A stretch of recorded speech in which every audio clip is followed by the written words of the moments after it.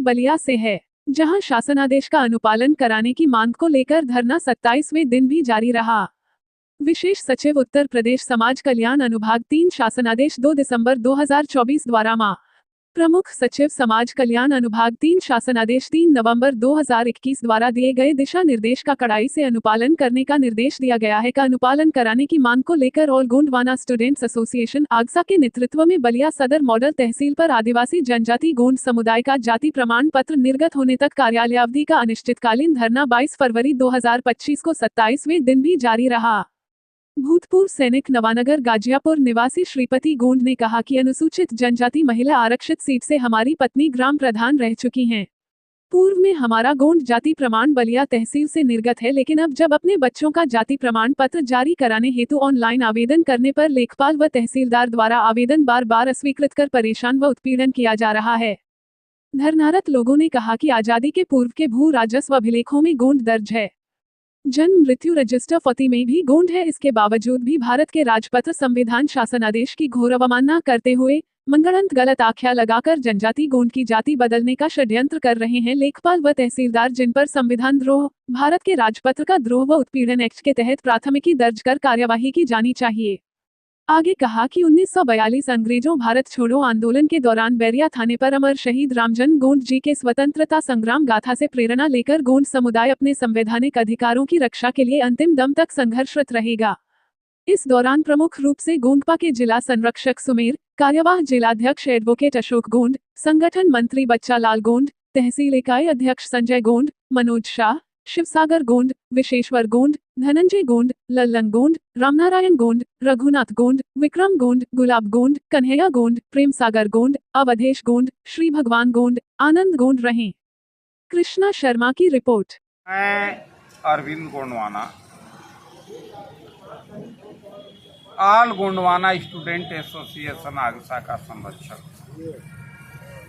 ये भारत के राजपत्र संविधान शासनादेश का अनुपालन करो, गौण अनुसूचित जनजाति का प्रमाण पत्र सुगमता पूर्वक जारी करो नारे के साथ 27 जनवरी 2025 से ही ऑल गोंडवाना स्टूडेंट एसोसिएशन आगसा के तत्वावधान में छात्र नौजवान गोंड समुदाय के लोग अनिश्चितकालीन धरने पर बैठे।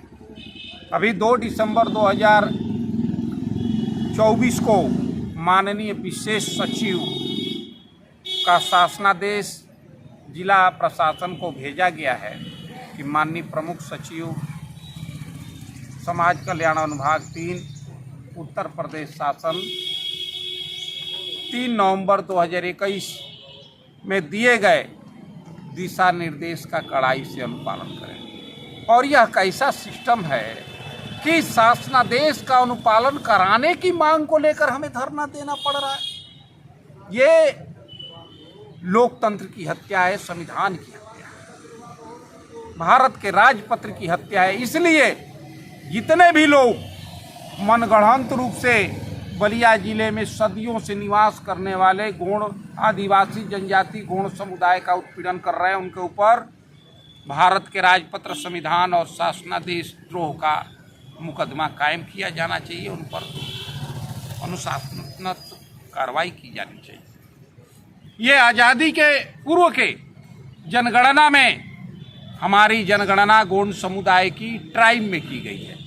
आज़ादी के पूर्व के भू राजस्व अभिलेख 1290, 1324, 1345, 1356, 1359 में स्पष्ट रूप से गुण अंकित है।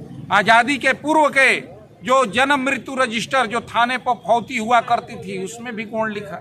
इसके बावजूद भी शासनादेश का घोर अवमानना करते हुए ये लेखपाल साहब और तहसीलदार साहब लोग आदिवासी जनजाति गोंड समुदाय के लोगों के जाति बदलने का कुचक्र रच रहे हैं, षड्यंत्र कर रहे हैं, साजिश कर रहे हैं। जाति जन्मजात होती है, जाति कभी बदल नहीं सकती। और यही डीएम साहब के जो रिकॉर्ड रूम में है उसमें आज़ादी के पूर्व का अभिलेख हैं। बैरिया थाने पर जो 1942 राम जन्म गोंड हमारे पूर्वज 1942 भारत छोड़ो आंदोलन के दौरान राम जन्म गोंड अंग्रेजों की गोली से शहीद हो गए, वहाँ भी राम जन्म गोंड लिखा है।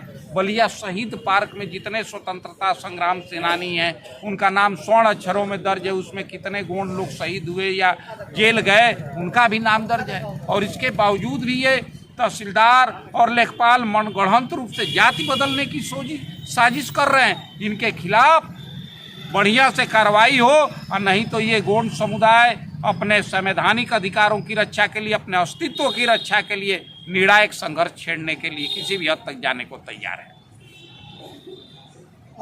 अगला कदम आप लोगों की क्या होगी? अगला कदम यही है कि अभी हम धरना अनिश्चितकालीन चलाएंगे। अभी हम लोग जो पत्रक दिए थे माननीय मुख्यमंत्री जी को भी रजिस्टर्ड किए हैं, संपूर्ण समाधान दिवस पर भी दिए हैं, और नहीं तो ये नौजवान अब मानेंगे नहीं। अगला कदम सामूहिक अनशन की जरूरत पड़ेगी तो सामूहिक अनशन भी किया जाएगा।